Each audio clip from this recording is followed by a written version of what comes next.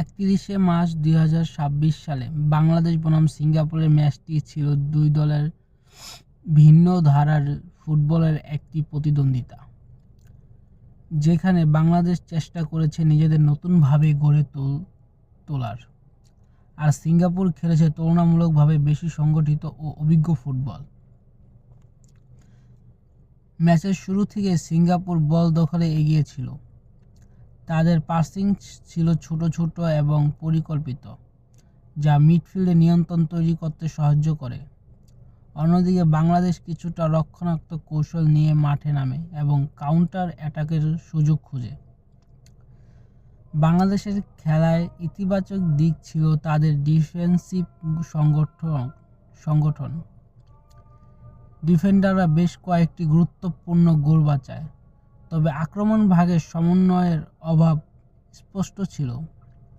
ফরোয়ার্ডরা যথেষ্ট সাপোর্ট না পাওয়ার কার্যকর আক্রমণ গড়ে তুলতে পারেনি। মিডফিল্ডেও সৃজনশীলতার ঘাটতি ছিল। বল ধরে রেখে খেলা গড়ার চেয়ে লং বলের উপর নির্ভরতা বেশি দেখা গেছে, যা প্রতিপক্ষের জন্য সহজে প্রতিহত করা সম্ভব হয়েছে। সিঙ্গাপুরের খেলোয়াড়রা ছিল বেশি ডিসিপ্লিন। তারা পজিশন ধরে রেখে ধীরে ধীরে আক্রমণ তৈরি করেছে। উইং ব্যবহার করে ক্রস এবং কাটব্যাক থেকে তারা বেশ কয়েকটি সুযোগ তৈরি করে। তাদের ডিফেন্সও ছিল সংগঠিত, ফলে বাংলাদেশ খুব কম পরিষ্কার সুযোগ পেয়েছে।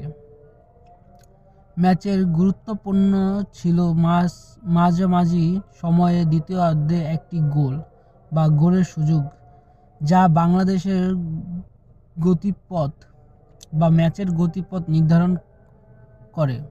বাংলাদেশ যদি সেই সময়ে গোল করতে পারত, তাহলে ম্যাচের চিত্র ভিন্ন হতে পারত। এই ম্যাচ থেকে বাংলাদেশের যা শেখার আছে: মিডফিল্ডে বল কন্ট্রোল বাড়াতে হবে, আক্রমণে দ্রুত সিদ্ধান্ত নেওয়ার দক্ষতা উন্নত করতে হবে, তরুণ খেলোয়াড়দের আরও বেশি আন্তর্জাতিক ম্যাচ খেলার সুযোগ দিতে হবে, ফিটনেস ও ম্যাচ টেম্পো বাড়ানো জরুরি। এই ম্যাচটি আবারও দেখিয়ে দিয়েছে যে বাংলাদেশ শাহরিয়ার ইমন সাদ জটলার ভেতরে সমিত সোম সেই শটটাই আর নেওয়া হলো না। ইঙ্গিত দিচ্ছে ইমন সঠিক দেখছেন কাকে দেবেন, মিরাজুল থাকলে ভবিষ্যতে আরো ভালো ফলাফল আশা করা যায়। কাজেম শাহ ধন্যবাদ। বলটাকে পাঠাতে হবে দ্রুতই অন্য পাশে, সময় আর নাই। রেফারি জানিয়ে দিলেন সময় শেষ, আর বাংলাদেশেরও এই ম্যাচটা উদ্ধার করা হলো না।